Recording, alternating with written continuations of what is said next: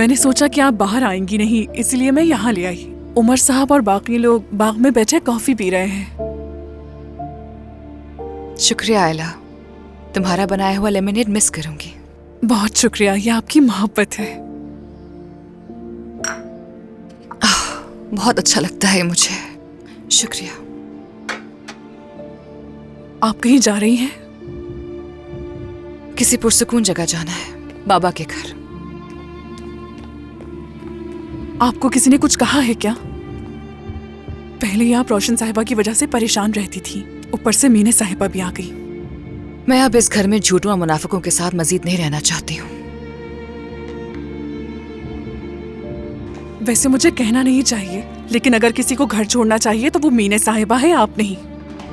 आपको नहीं जाना चाहिए।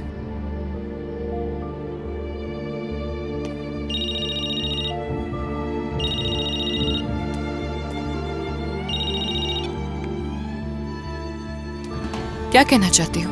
वो औरत एक झूठी और मक्कार है। वो जैसी दिखती है वैसी नहीं।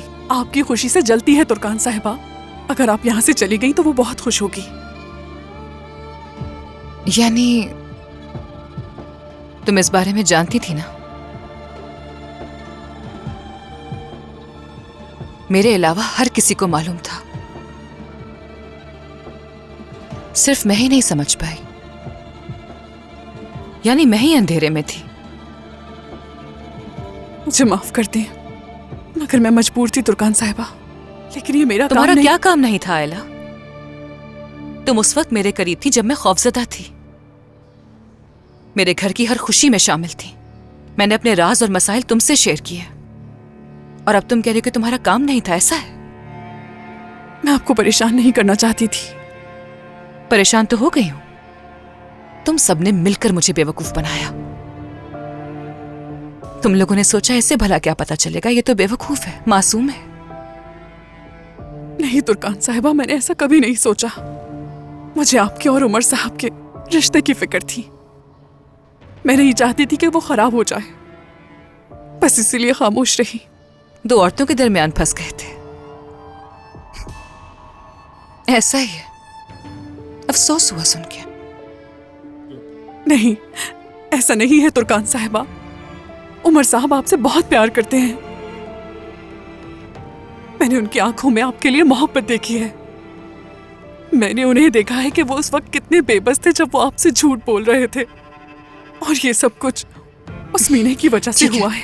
रहने दो आयला, मैं और कोई वजाहत नहीं सुनना चाहती। जाओ यहाँ से। तुर्कान साहिबा प्लीज ऐसा मत करिए। उमर साहब आपसे बहुत प्यार करते हैं। अगर आप चली गई तो वो अफसुर्दा हो जाएंगे। आयला प्लीज।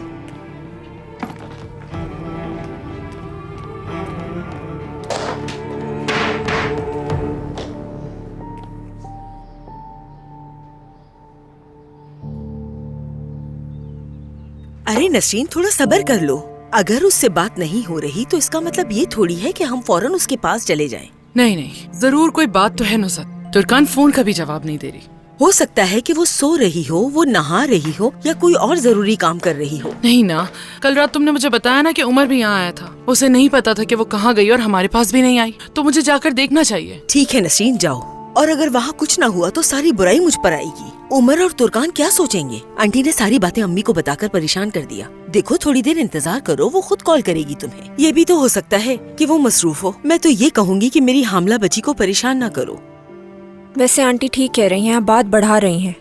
आप दरिया को अलविदा कहने के लिए नहीं चल सकी ना, वो इसलिए उदास हो गई थी और वॉक करने के लिए निकल गई। अगर अब आप वहाँ जाएंगी तो रोशन साहिबा भी कुछ कहेंगी, बिला वजह बात बढ़ेगी, तो मत जाएं। हाँ हाँ नसीन, उरूज ठीक कह रही है। बिला वजह उसे क्यों परेशान कर रही हो?